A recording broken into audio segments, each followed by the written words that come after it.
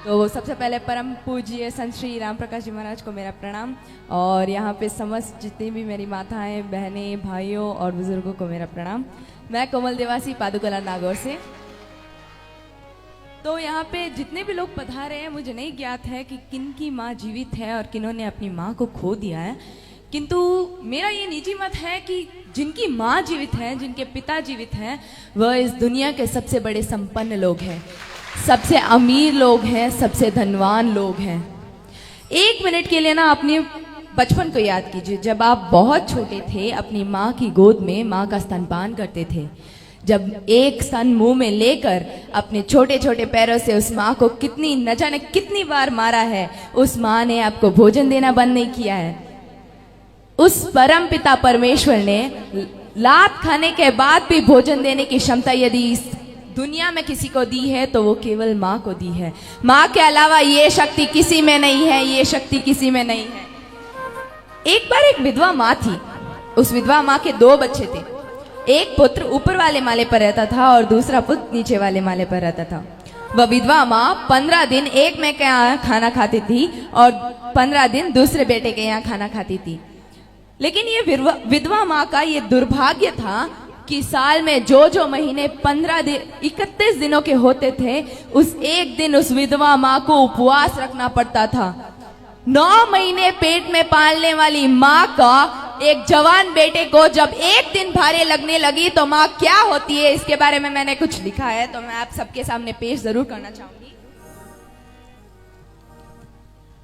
कि माँ संवेदना है, भगवान है, एहसास है। माँ जीवन के फूलों में खुशबू का वास है। माँ रोते हुए बच्चे का खुशनमा पालना है। माँ मरुथल में नदी मीठा सा झरना है। माँ लोरी है, गीत है, प्यारी सी थाप है। माँ पूजा वाली है, मंत्रों का जाप है। माँ आंखों के सशक्ता हुआ किनारा है। माँ गालों पर पप्पी है, ममता की धारा है। माँ झुलसते दिलों की कोयल सी बोली है। माँ मेहंदी है, कुमकुम है, सिंदूर है, रोली है। माँ कमल है, दवात है, स्याही है। माँ परमात्मा की स्वयं में गवाही है। माँ त्याग है, तपस्या है, सेवा है। माँ फूंक से ठंडा कलेवा है। माँ अनुष्ठान है, साधना है, जीवन में का हवन है।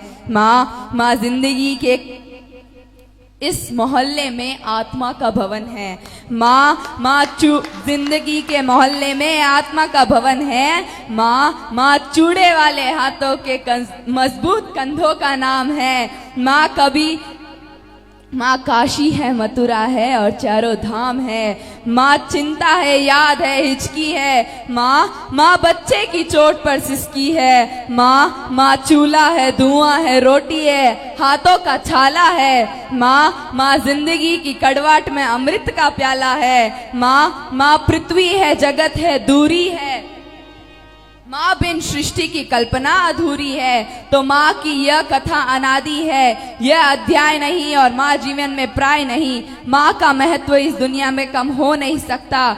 माँ के जैसा दुनिया में कोई हो नहीं सकता। और मैं यहाँ पे जितने भी ये कविता मैं अपने माँ के नाम करती हूँ और यहाँ पे पधारे सभी माता पिता को बारंबार प्रणाम करती हूँ, बारंबार प्रणाम करती हूँ। और मैं यहाँ पे ना जितने भी युवा हैं या मेरी बहनें हैं या भाई हैं, तो उनसे ज़रूर कहना चाहूँगी कि अपने माता पिता का आदर करें, उनका सम्मान करें, क्योंकि माता पिता आपके जीवन के सबसे पहले गुरु होते हैं। पहले गुरु होते हैं माता पिता।